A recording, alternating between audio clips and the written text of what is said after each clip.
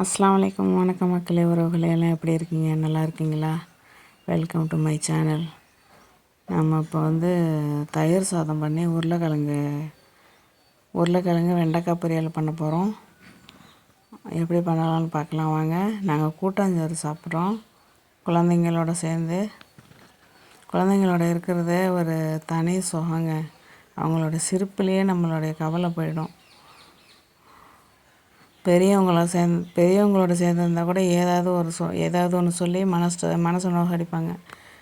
ஆனால் குழந்தைங்க கூட இருந்தோம்னு வச்சுங்களேன், டைம் போகிறதே தெரியாது. அவங்க புதுசாக பேசுவாங்க. அது ஒரு தனி கலை, அழகாக இருக்கும். இப்போ நம்ம அடுப்பை பற்ற வச்சு எண்ணெய் சட்டி வச்சு நம்ம எண்ணெய் ஊற்றி கொஞ்சமாக கடுகு போட்டுக்குவோம்.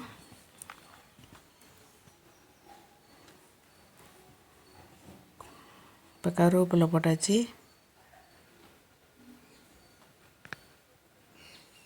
கொஞ்சம் கிளறி விட்டுக்குவோம். பசங்கன்னாவே ஒரு அலாதி பெரியவங்க. குழந்தைங்க கூட இருக்கும் போதில் டைம் போகிறதே தெரியாது. நம்ம 2 பெரிய வெங்காயம் நறுக்கி போட்டுக்குவோம். சின்ன வெங்காயம் போட்டால் நல்லாயிருக்கும். கிடைக்கல, நீங்கள் சின்ன வெங்காயம் கிடைச்சா போட்டுக்கோங்க. நல்லா 2 கைப்பிடி தாராளமாக போட்டுக்கலாம் சின்ன வெங்காயமாக இருந்தால். பெரிய வெங்காயம் நான் 2 போட்டிருக்கேன் கட் பண்ணி. நல்லா வதங்கட்டும். எப்போதும் சொல்கிற மாதிரி கண்ணாடி பதத்துக்கு வரட்டும். கொஞ்சம் வெயிட் பண்ணி வதங்கினா தான் உங்களுக்கு அந்த குழம்பு நல்லா கிடைக்கும். இல்லைன்னா வெங்காயம் அப்படியே கிடக்கும். நிறைய பேர் உப்பு போட்டு வதக்குவாங்க. அது வெங்காயத்தில் நிறையா உப்பு ஏறி போயிடும். அதனால எல்லாத்துக்கூடயும் சேர்த்தே போட்டுக்கலாம். தக்காளி போடுறேன். 2 தக்காளி, பெரிய தக்காளி நறுக்கி வச்சது. நல்லா கிளறி விட்டுக்குவோம். உங்கள் ஊர்லலாம் பனி எப்படி இருக்குது? பனி அதிகமாக கொட்டுது. இப்போ வெண்டைக்காய் 1/4 கிலோ நான் நீல வாக்கில் நறுக்கி வச்சுருக்கேன். அதேமாதிரி நீங்களும் நறுக்கிக்கோங்க. இந்த மாதிரி நம்ம இப்படி வெண்டைக்காய் சமைச்சு சாப்பிட்றது ரொம்ப ரொம்ப டேஸ்ட்டாக இருக்குங்க. வெண்டைக்காவை சும்மா வதக்கி சாப்பிட்றத விட இப்படி நம்ம கூட்டு மாதிரி வச்சு ரோஸ்ட் மாதிரி வச்சு சாப்பிட்டோன்னு வச்சுக்கோங்களேன், ரொம்ப நல்லாயிருக்கும். அதான் தயிர் சாதத்துக்கு இதுக்கும் ரொம்ப காம்பினேஷன் பொருத்தமாக இருக்கும். அவ்வளோ ஒரு டேஸ்ட்டாக இருக்கும். இது நம்ம சாதா வெறும் சாதத்துக்கே இதை போட்டு பிசைஞ்சு சாப்பிட்லாம். அவ்வளோ நல்லாயிருக்கும். எனக்கெல்லாம் குழம்பு ஊற்றி சாப்பிட்றத விட இந்த மாதிரி கிரேவி, இந்த மாதிரி கூட்டு இப்படிலாம் போட்டு சாப்பிட தான் எனக்கு ரொம்ப பிடிக்கும். இந்த மாதிரி சாப்பிட்டு பாருங்கள், நல்லாயிருக்கும். இப்போ நம்ம 1.5 ஸ்பூனு மிளகா பொடி போட்டுக்கிறோம். அவங்கவுங்களுக்கு காரத்துக்கு தகுந்த மாதிரி போட்டுக்கோங்க. நான் வீடியோ கொஞ்சம் கீழே இறக்கி வச்சுட்டேன், மன்னிச்சுக்கோங்க.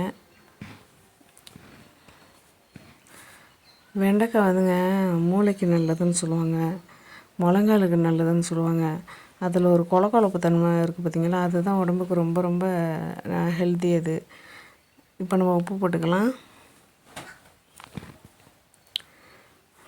நல்லா கிளறி விட்டுக்குவோம். கலர் எப்படி வருது பாருங்கள். இந்த டயத்தில் நம்ம தயிர் போட்டுக்கலாம். தயிர் இல்லைன்னா தண்ணி ஊற்றிக்கலாம். தண்ணி நான் ஊற்றிருக்கேன், நான் அதை எடுக்க மறந்துட்டேன். நீங்கள் ஊற்றிக்கோங்க, தண்ணி போட்டுக்கோங்க கொஞ்சம். ஒரு 1/4 டம்ளர் கணக்காக ஊற்றிக்கிட்டிங்கன்னா இந்த மாதிரி திரண்டு சூப்பராக வரும். இப்போ நமக்கு வெண்டைக்காய் ரெடி. நம்ம இது தயிர் சாதத்துக்கு, ஏன்னா எல்லாத்துக்கும் பொருத்தமாக இருக்கும் இந்த வெண்டைக்காய் குழம்பு. இது பேச்சுலர் சமையல் ரொம்ப ஈஸியாக இருக்கும், சமைக்கிறதுக்கு கஷ்டமே இருக்காது. அதுக்காக அவங்க அடுப்பு பற்ற வச்சு சமைக்க சொல்ல அவங்க கேஸ்லேயே சமைச்சிக்கலாம். ரெடி ஆகிடுச்சுங்க சூப்பரான கிரேவி. இப்போ உருளைக்கிழங்கு நம்ம வேக வச்சுக்குவோம். அடுப்பில் வேக வைக்கிறதே, அதை சமைக்கிறதே ஒரு மணங்க. அடுப்புன்னா விறகு அடுப்பில் அது எவ்வளோ சூப்பராக இருக்குதுன்னு இப்போ சமைக்க தான் தெரியுது. அப்போல்லாம் குழந்தையா இருக்கும்போது தெரியல. இப்போ தான் அதோட உணர்வுலாம் நமக்கு புரியுது. அந்த காலத்தில் உள்ளவங்க எப்படி சமைச்சு சூப்பராக சாப்பிட்டு ஆரோக்கியமாக இருந்தாங்கன்னு பாருங்கள். அடுப்பில் ஆல்ரெடி பற்ற வச்சு தான் இருக்குது. எண்ணெய் சட்டி வச்சு எண்ணெயை ஊற்றி கடுகு போட்டிருக்கோம். இப்போ அது கூட கொஞ்சம் கருவேப்பிலை போட்டுக்குவோம். கருவேப்பிலை போட்டு லேசாக கிளறி விட்டுக்குவோம்.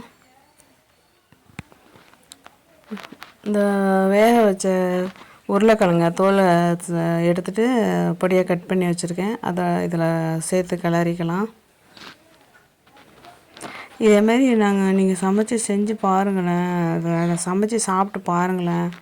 அவ்வளோ ஒரு டேஸ்ட், அவ்வளோ ஒரு வாசனமாக நல்லா இருக்குங்க. என்ன சொல்கிறது, அப்படி இருக்கும். மிளகாப்பொடி போட்டிருக்கேன்.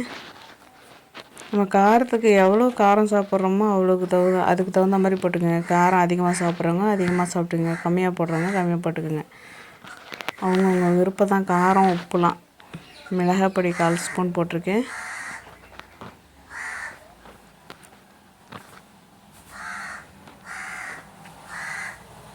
இனி எப்படி அந்த காக்கா கூப்பிடுது பாருங்க.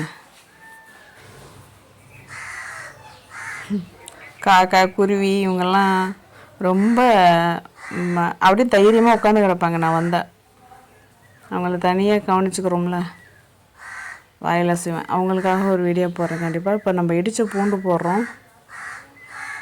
பசங்க, இயற்கை, இந்த மாதிரி குருவிகள், பறவை இனம், அதெல்லாம் பூனை, இதெல்லாம் நாய், இதெல்லாம் நமக்கு